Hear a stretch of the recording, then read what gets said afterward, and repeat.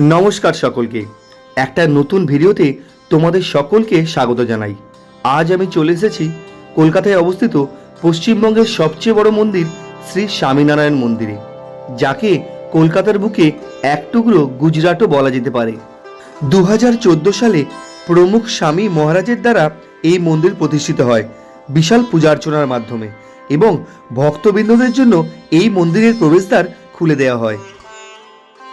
200 acre অর্থাৎ প্রায় 747 বিঘা জায়গা জুড়ে এই মন্দিরটি অবস্থিত, এবং সম্পূর্ণ মন্দির প্রাঙ্গণটি অনেক গাছপালা এবং অনেক স্থাপত্য দিয়ে খুব সুন্দর করে সাজানো গোছানো, যা দেখতে খুবই সুন্দর লাগবে। সারা পৃথিবীতে এই ধরনের 1150টি মন্দির রয়েছে। দিল্লিতেও একটা মন্দির আছে যেটা অক্ষরধাম নামে পরিচিত। আর গোটা মন্দিরটার গায়ে দেখুন বিভিন্ন দেবদেবী এবং মহাপুরুষদের মূর্তি খোদাই করা রয়েছে, যা দেখতে কিন্তু খুবই সুন্দর লাগছে। আর আপনারা যখন এখানে এসে মন্দিরটা কাছ থেকে দেখবেন তখন কিন্তু আরও বেশ সুন্দর লাগবে। মন্দির থেকে যে প্রসাদ দেওয়া হয়েছিল সেটা আপনাদের যদি একবার দেখাই, এখানে রয়েছে একটি ধাগা, আর এটা হচ্ছে গঙ্গা জল, প্রাসাদিক জল, এই যে প্রসাদ। Welcome back to new video. আমি সৌমিত্র, আর আজকে আপনাদেরকে ঘুরিয়ে দেখাবো কলকাতাতেই অবস্থিত কলকাতার সবচেয়ে বড় মন্দির, আর জানাবো এখানে কিভাবে আসবেন, মন্দিরের গেট কটা থেকে কটা পর্যন্ত খোলা থাকে, ভোগ খেতে চাইলে কুপন মূল্য কত লাগবে, গাড়ি পার্কিং আছে কিনা এবং পার্কিং করতে কত টাকা লাগে, সবটাই জানাবো এই মন্দির সম্পর্কে। তাই চলুন ভিডিওটা শুরু করা যাক, আর ভিতরে চলুন যাই। প্রথমেই জানিয়ে দিই এই মন্দিরে আপনারা কিভাবে আসবেন। স্বামীনারায়ণ মন্দিরে আসার জন্য সবচেয়ে সুবিধা হবে আপনারা যদি বাসে করে আসেন। ধর্মতলা বা কলকাতার যে কোনো প্রান্ত থেকে আমতলা বা ডায়মন্ড হারবার গ্রামের যে কোনো বাসে এসে পৈলানে অবস্থিত এই মন্দিরের সামনে আপনি নামতে পারবেন। আর বাসে স্বামীনারায়ণ মন্দির বললেও আপনাদের এই মন্দিরের সামনে নামিয়ে দেবে, আর ওলা বা উবের বুক করেও এখানে আসতে পারবেন। আর যদি ট্রেনে আসেন তাহলে কাছাকাছি রেল স্টেশন হলো মাঝেরহাট। শিয়ালদা থেকে মাঝেরহাট স্টেশনে এসে সেখান থেকে বাসে করে চলে আসতে পারেন এই মন্দিরে। এছাড়া প্রাইভেট কার বা বাইকে করেও চলে আসতে পারবেন এই মন্দিরে। আমি কয়েকটা বাসের নাম্বার জানিয়ে দিচ্ছি, যেমন হাওড়া থেকে 12C এবং C37, সল্টে, খিদিরপুর, বেহালার দিক থেকে 235 নম্বর বাস এবং রায়চক থেকে 210 নম্বর বাস, বাবুঘাট ও কলকাতা থেকে 83 নম্বর বাস, আর মুকুন্দপুর থেকে SD16। এছাড়া যারা সোনারপুর, রাজপুর, গড়িয়া, টালিগঞ্জ সাইড থেকে আসতে চাইছেন তারা পেয়ে যাবেন SD5 বাস। কলকাতার মধ্যে এত সুন্দর আর এত বড় মন্দির এটা, যে কলকাতাবাসীর কাছে এটা একটা গর্বের বিষয়। আর মন্দিরের গঠনশৈলী এতটাই সুন্দর যে দেখে মনে হবে আপনি বিদেশের কোনো মন্দিরে এসে পড়েছেন। মন্দিরের এই মূল গেট থেকে প্রবেশ করার পর ডান দিকে রয়েছে পার্কিং এরিয়া। পার্কিং এরিয়াটা যথেষ্ট বড়। এখান থেকে শুরু হয়ে সেই দূর পর্যন্ত পার্কিং। এই সামনে এখানে বাইক, 4 চাকা, বড় গাড়ি, অটো ইত্যাদি রাখা যাবে, আর বাস হলে সেই দূরে রাখতে হবে।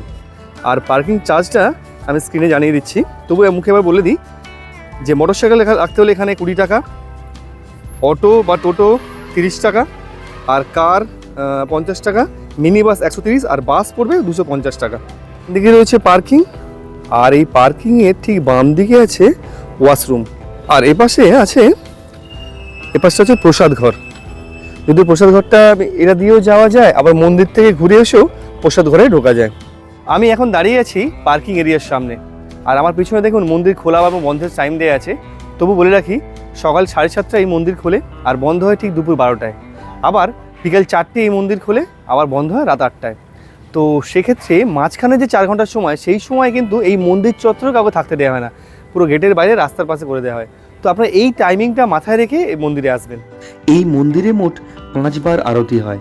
সকাল 6টায় হয় মঙ্গল আরতি, সকাল 7:30টায় হয় সিঙ্গার আরতি, সকাল 11:15-তে রাজভোগ আরতি, সন্ধ্যা 6:45-এ সন্ধ্যা আরতি, এবং রাত 8টায় হয় শয়ন আরতি। আপনারা যদি এখানে এসে আরতি দেখতে চান তাহলে এই সময়গুলোতে এসে ভিজিট করতে পারেন। মন্দিরে এসেই প্রথম যে কাজটা আপনারা করবেন সেটা কুপন সংগ্রহ করে নেবেন। এখানে সকাল 10টা থেকে কুপন দেওয়া শুরু হয়। তো সেক্ষেত্রে আমি এখন দাঁড়িয়ে আছি, আমার বাম দিকে আছে প্রসাদ হল, আর ডান দিকে আছে ওয়াশরুম, আর পিছনে আমার মন্দির। এই ডান পাশটায় রয়েছে প্রসাদ হল এবং কুপন সংগ্রহ করার জায়গা। এটাও খুব সুন্দর করে সাজানো দেখুন। আর বাম দিকে এই মন্দির। আমি এখন কুপন সংগ্রহ করার জন্য যাচ্ছি। এটা হলো কুপন সংগ্রহ করার জায়গা। আর বাম দিকে হচ্ছে ওষুধ ভাণ্ডার, সাহিত্য ওষুধ ভাণ্ডার, আর এটা ক্যান্টিন। এখান থেকে কুপন সংগ্রহ করতে হবে। খিচুড়ি ভোগের জন্য পড়বে 45 টাকা এবং 10 রকম খাবার দিয়ে গুজরাটি থালির জন্য পড়বে 150 টাকা। এছাড়াও মাছ সহ অন্যান্য খাবারও এখানে পেয়ে যাবেন। মন্দিরের মূল প্রবেশদ্বার দিয়ে প্রবেশ করার পর দেখতে পাবেন মন্দিরের সামনে দুপাশে দুদিকে রয়েছে পাথরের হাতি, তার উপর রয়েছে সানাই বাদক, যারা আপনাকে মন্দিরে প্রবেশ করতে স্বাগত জানাচ্ছে। এছাড়া মূল মন্দিরের ঠিক সামনেই রয়েছে পাথরের তৈরি দুটো বড় বড় পাদুকা। মন্দিরের এই মূল গেট দিয়ে আসার পর এটা 1 নম্বর গেট মন্দিরের, আর যেখান দিয়ে প্রবেশ করলাম আমরা 2 নম্বর গেট। এখান থেকে আসার পর এদিকে একটা ছোট্ট পার্কও আছে, ছোট বাচ্চারা এখানে বসে খেলতে পারবে। আর এদিকটায় পাঞ্জি জাম্পিংও আছে বাচ্চাদের। 5 মিনিটের জন্য এটা 20 টাকা লাগে।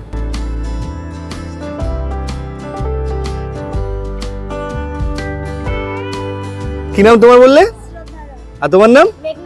এদের আজকে আউটডোর ড্রয়িং আছে, তো এরা মন্দিরটা আঁকছে। একটু যদি দেখাই, মন্দিরটা খুব সুন্দর আঁকছে। শ্রদ্ধাও খুব সুন্দর এঁকেছে, আর মেঘনাও।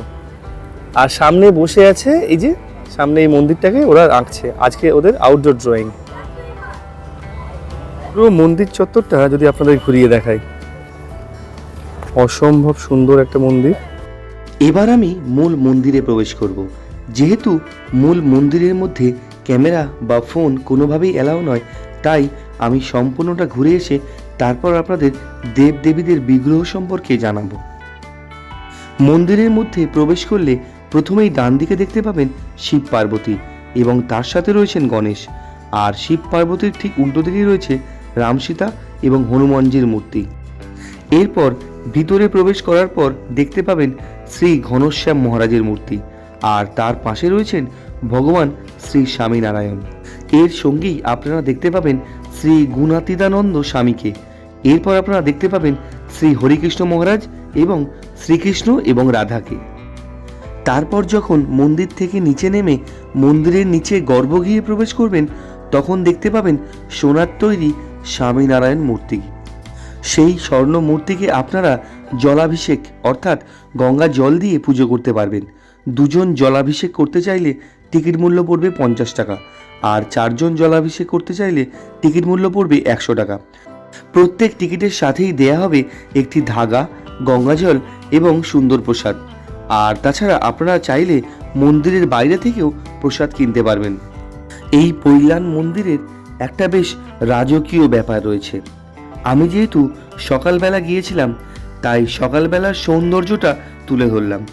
যারা ভাবছেন বিকেল 4টের পর যাবেন, তারা কিন্তু অন্যরকম একটা সৌন্দর্য দেখতে পাবেন, কারণ সন্ধ্যার পর গোটা মন্দির প্রাঙ্গণটাই বিভিন্ন আলোকসজ্জায় সেজে ওঠে।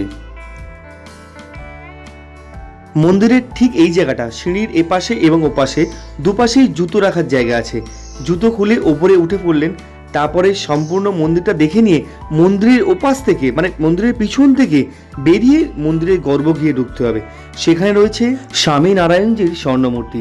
তাকে জলাভিষেক করে মন্দিরের এই সামনের গেট থেকে বেরিয়ে জুতো পরে বাইরে আসতে পারবেন। মূল মন্দিরের সামনে এই জায়গাটা ফোয়ারা আছে, আর সন্ধ্যাবেলা এগুলো জ্বালিয়ে দেওয়া হয়, আর আলো জ্বললে আরও খুব সুন্দর লাগবে এই জায়গাগুলো।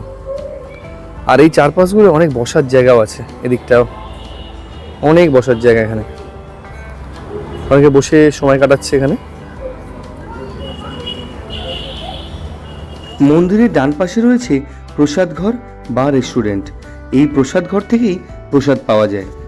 এই প্রসাদ ঘরে রয়েছে অনেকটা বড় ডাইনিং এরিয়া এবং অনেক টেবিল ও চেয়ার রয়েছে, এবং টেবিল ও চেয়ারগুলো যেমন পরিষ্কার পরিচ্ছন্ন, তেমনই পুরো ডাইনিং এরিয়াটাও খুব সুন্দর করে পরিষ্কার পরিচ্ছন্ন করা। আর ভিতরে রয়েছে ঠান্ডা পানীয় জলের ব্যবস্থা। সকালে কুপন কাটার পর বেলা 11:45 পেয়ে যাবেন প্রসাদ। যতক্ষণ খিচুড়ি প্রসাদ বা গুজরাটি থালি থাকে ততক্ষণ কুপন দেয়া হয়, মানে আপনি বিকালে বা সন্ধ্যাতে এসেও খিচুড়ি প্রসাদ বা গুজরাটি থালি নিতে পারবেন। তাছাড়া এই প্রসাদ হলে অন্যান্য সমস্ত খাবারই পাওয়া যায়। স্ক্রিনটা পজ করে খাবারের তালিকাগুলো দেখে নিতে পারেন। মন্দির থেকে নেমে আসার পর এখানে একটা দোকান পাবেন, অনেক ভিডিওতে দেখেছি মাসিমার দোকান। মাসিমা পালং শাক কত মাসিমা? 10 টাকা শাকের আটি। আর এই ব্রোকলিগুলো? প্রসাদ হলের সামনেই দেখুন বিভিন্ন অর্গানিক সবজি বিক্রি হচ্ছে, যেগুলো এনারা এখানে উৎপন্ন করেন। আপনারা চাইলে এগুলো নিয়ে যেতে পারেন। প্রসাদ ঘরের ঠিক উল্টো দিকেই রয়েছে সাহিত্য ও ওষুধ ভাণ্ডার এবং গিফট সেন্টার। এখানে পুজো দেওয়ার জন্য বিভিন্ন রকমের ধূপ, মোমবাতি ইত্যাদি পেয়ে যাবেন। এছাড়াও প্রিয়জনকে উপহার দেওয়ার জন্য বিভিন্ন রকমের গিফট আইটেম পেয়ে যাবেন।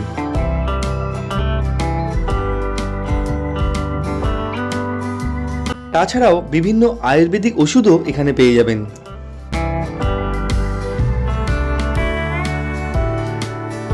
আর বুক স্টোরে রয়েছে ভগবানের উপর লেখা বাংলা, হিন্দি, ইংরেজি 3 ধরনের বিভিন্ন রকমের বই।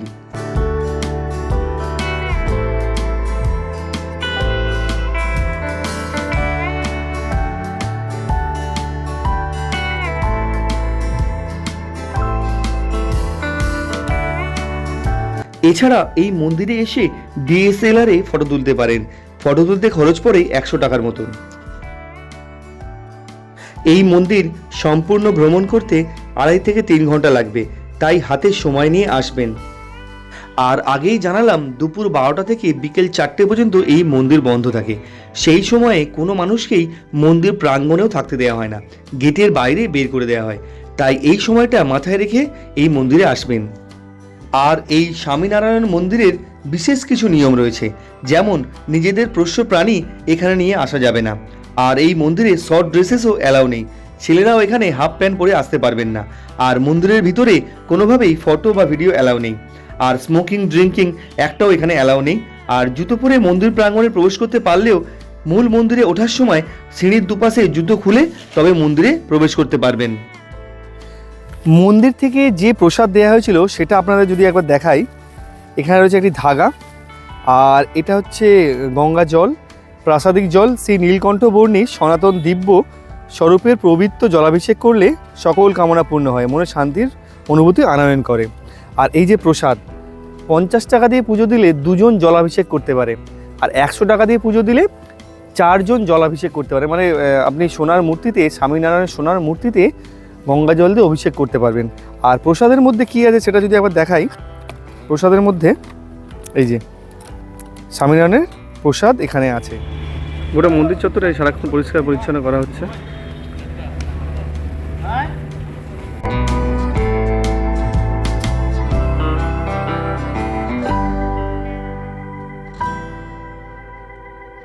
আর সব শেষে জানিয়ে রাখি, মন্দির ঘোরা হয়ে গেলে বাড়ি ফেরার সময় এই মন্দিরের বাইরে বেরিয়েই সামনেই বাস পেয়ে যাবেন নিজ নিজ গন্তব্যে পৌঁছানোর জন্য।